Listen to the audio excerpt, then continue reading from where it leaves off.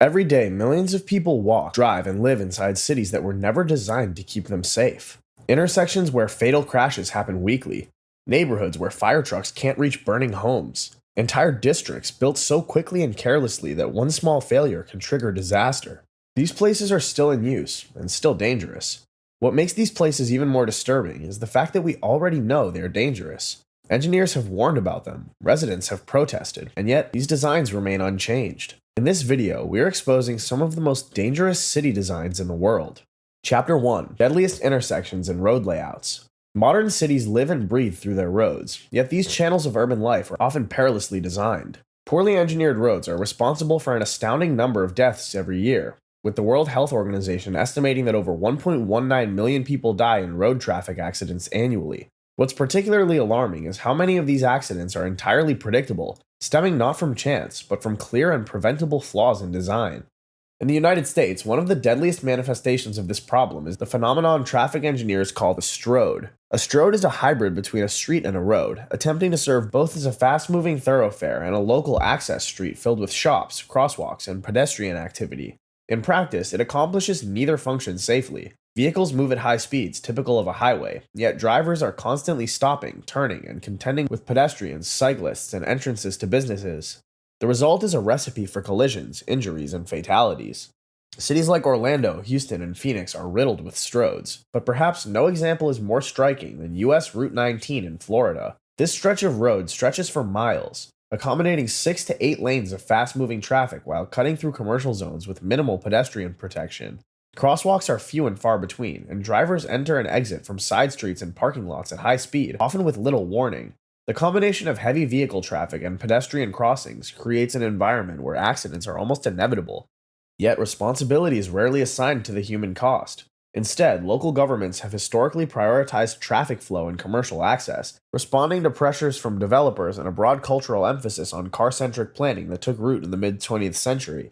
Halfway across the globe, India presents a different but equally dangerous scenario. Cities such as Delhi, Mumbai, and Bangalore face the chaos of mixed-use traffic with little to no separation between pedestrians, bicycles, motorcycles, cars, buses, street vendors, and even livestock. Delhi's arterial roads, for example, are wide and straight, a design that inadvertently encourages speeding, but they offer minimal pedestrian bridges, inconsistent lane markings, and poor lighting. Intersections frequently lack turning lanes or clear signage, creating zones where pedestrians risk their lives merely crossing the street. The country experiences over 150,000 road deaths annually, many of which occur in these congested urban intersections. Urban planners have repeatedly called for measures such as dedicated pedestrian zones, protected bike lanes, and traffic calming initiatives. However, enforcement is inconsistent, and the rapid pace of urban expansion often overwhelms the capacity of authorities to maintain safety standards. Brazilian cities illustrate yet another pattern, where intersections are engineered primarily to maximize vehicle throughput rather than human safety. In Rio de Janeiro, Avenida Brasil exemplifies this problem. It's a massive arterial road slicing through dense neighborhoods, forcing pedestrians to navigate multiple high-speed lanes with no pedestrian islands or adequately timed traffic lights. Traffic signal cycles are long, visibility is poor, and design choices rarely prioritize pedestrian needs. Investigations into collisions along these roads frequently point to systemic flaws rather than isolated driver errors. Despite public outcry over repeated accidents, redesign efforts are slow-moving. The political calculus is simple yet tragic. Altering traffic flow risks upsetting commuters, local businesses, and constituents, so officials often choose inaction, even as lives continue to be lost. Across the globe, a troubling pattern emerges. Engineers warn about the risks, data confirms repeated fatalities, authorities acknowledge the problem, and yet the dangerous designs persist. Responsibility is diffuse, shared among city planners, politicians, and various agencies, each citing budget constraints, bureaucratic hurdles, or outdated infrastructure. Meanwhile, pedestrians, cyclists, and drivers continue to navigate the same hazardous intersections year after year. These deaths are not accidents. They're the predictable outcomes of deliberate design choices that remain uncorrected due to political hesitation, financial limitations, and a lack of long-term vision. Chapter 2: Cities Built Without Planning. While poorly designed roads are a visible hazard, unplanned urban growth presents a quieter but equally deadly threat. Across the globe, over 1 billion people live in informal settlements or rapidly expanding neighborhoods that outpace government regulation and urban planning. These areas, often constructed without oversight, codes, or long-term infrastructure planning, create conditions where disaster can strike at any moment. For instance, Lagos, Nigeria is one of the fastest growing cities on Earth, projected to exceed 30 million residents within the next few decades. Much of this growth has occurred informally in neighborhoods like Makoko, where homes are constructed without building codes, fire escapes, or adequate sewage systems. Many dwellings are built on unstable land or even directly over water, making them extremely vulnerable to environmental hazards. Access for emergency services is limited, with narrow walkways preventing fire trucks and ambulances from entering effectively. Electrical wiring is often improvised, contributing to the risk of fires. Tragically, when fires do break out in these communities, entire neighborhoods can be consumed within hours. Urban planners have long warned that Lagos urgently needs structured zoning, safer construction materials, and emergency access corridors, but political sensitivities surrounding evictions and the massive financial investment required for redevelopment have prevented meaningful change. Karachi, Pakistan faces similar challenges. Rapid migration has created sprawling neighborhoods lacking proper drainage, road networks, and waste management systems.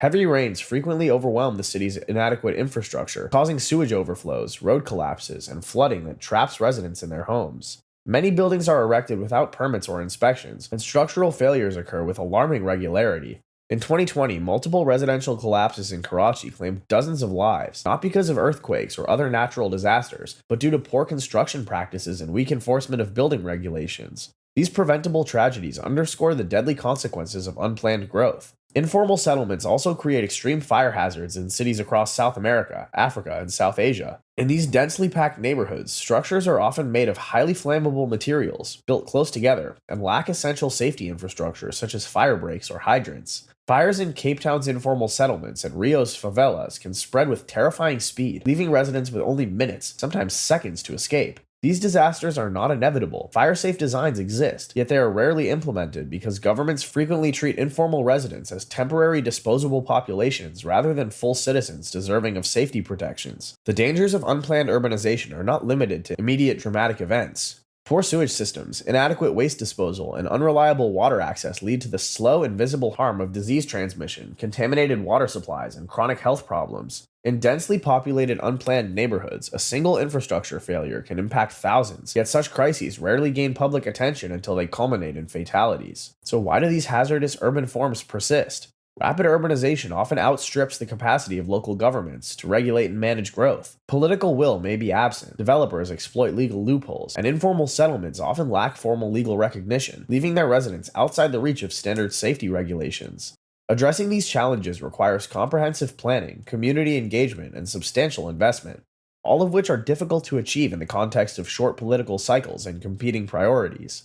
As a result, informal and poorly planned neighborhoods continue to place residents at continuous risk. By now, one thing is clear. These dangers are documented, measured, and understood. So why haven't they been fixed? The answer isn't a lack of knowledge. It's a failure of action. Chapter 3. Ignored warnings and political inaction. Across the world, transportation engineers, urban planners, and public safety experts regularly publish reports identifying high-risk infrastructure. These reports often include exact locations of deadly intersections, statistical projections of future deaths, detailed redesign proposals, and cost estimates on timelines. In many cases, these documents sit on government shelves for years or decades. Take the United States. Cities like Los Angeles, Chicago, and New York maintain high injury networks with maps highlighting roads responsible for a disproportionate number of severe injuries and deaths. In theory, these maps should trigger immediate redesign. In practice, funding is delayed, projects are scaled down, political priorities shift, and deaths continue. A single intersection may rack up dozens of fatalities before meaningful changes occur, if they occur at all. Residents often know which areas are dangerous long before official data confirms it. Parents warn about crosswalks near schools with no signals, streets where cars regularly speed, and bus stops placed beside fast-moving traffic.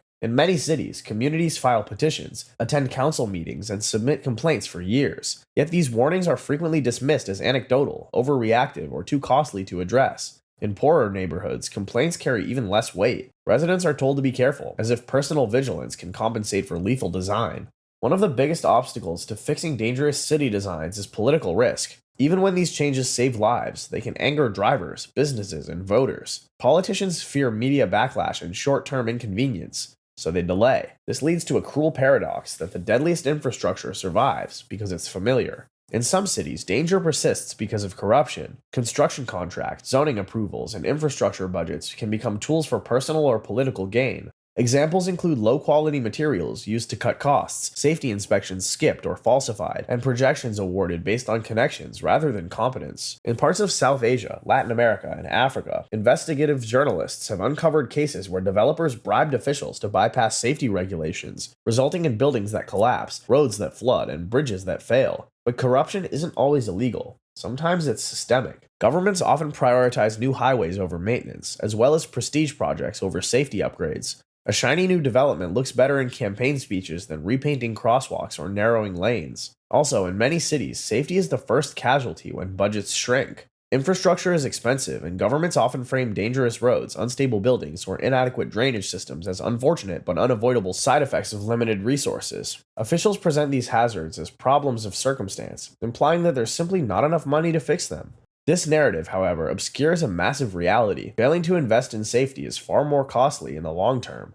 Traffic accidents alone drain economies of billions of dollars each year. Every crash triggers emergency response teams, ambulances, and hospital care. Victims' injuries ripple outward, reducing workforce productivity and generating legal costs for compensation claims and litigation. Beyond these immediate expenses, entire communities can be disrupted when a single disaster occurs. Poor drainage leads to catastrophic flooding that washes away homes and businesses, leaving thousands displaced and economies disrupted. Fires in densely packed, poorly constructed neighborhoods can destroy entire blocks, forcing residents into temporary shelters and triggering cascading social and economic consequences. Yet, despite the clear long-term benefits of proactive safety investments, governments often treat them as optional enhancements rather than essential infrastructure. Repairs, upgrades, and preventative measures are deferred year after year, leaving communities exposed to hazards that could have been mitigated at a fraction of the cost of the eventual disaster. The result is a system where short-term savings are prioritized over human life, creating a dangerous illusion that austerity is safer than investment.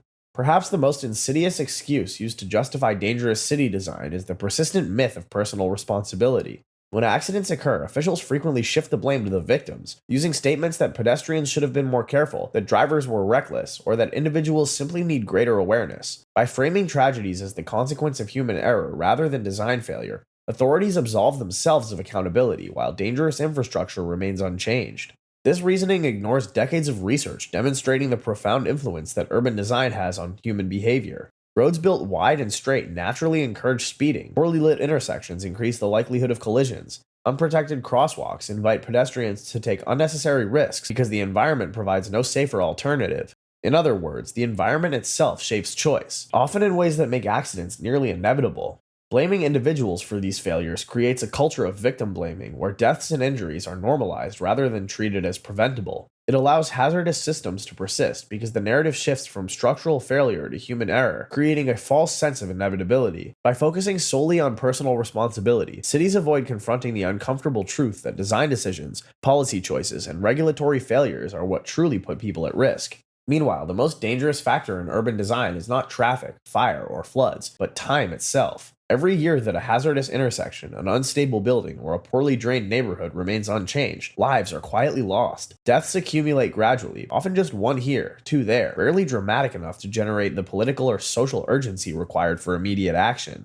Unlike catastrophic events that claim hundreds at once, poorly designed urban infrastructure kills consistently and predictably, slipping under the radar of public attention and media scrutiny. The slow, methodical accumulation of risk is what allows dangerous systems to endure. Because the consequences are gradual rather than spectacular, they're easier to ignore, easier to rationalize, and easier to postpone addressing. Officials may acknowledge the hazards in reports or internal communications, yet without visible immediate crises, momentum for change stalls. Time becomes a silent accomplice to human suffering, quietly compounding the effects of flawed design while creating the illusion that inaction is harmless. The combination of budget cuts, victim blaming, and the slow passage of time creates a perfect storm. Dangerous designs persist not because they're unavoidable, but because a series of human and systemic choices have allowed them to become permanent features of the urban landscape. The result is a world where infrastructure quietly determines who survives and who doesn't, long before any individual hazard becomes headline news. Chapter 4. Can these places be fixed? Despite everything, the story does not end in failure.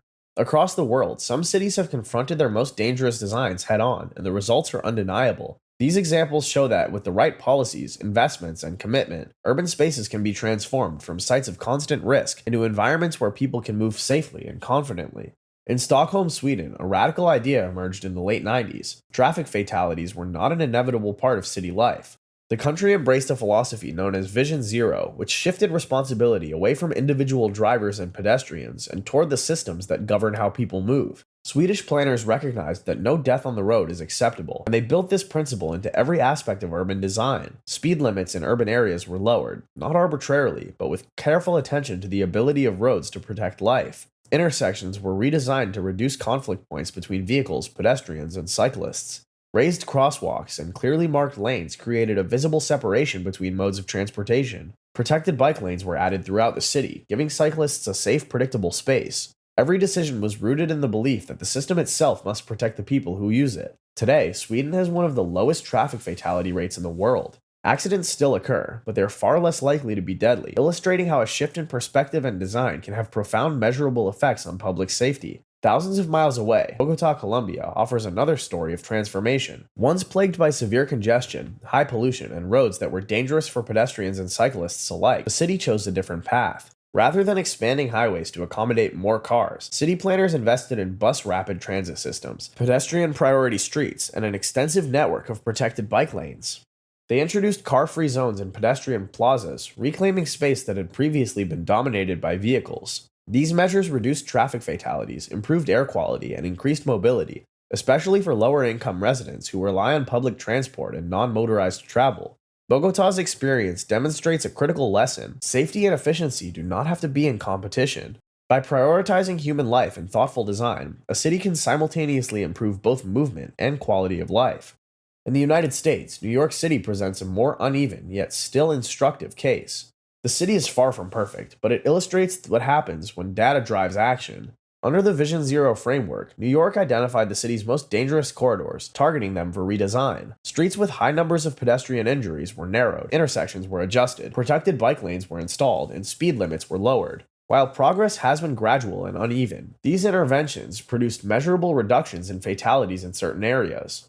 The broader lesson is clear: change works when it's implemented fully, consistently, and with clear accountability. Ultimately, the responsibility for change rests with those in power, but it also extends to communities demanding safer spaces. Fixing dangerous city designs requires courage, foresight, and the willingness to prioritize human life over short-term convenience or political expedience.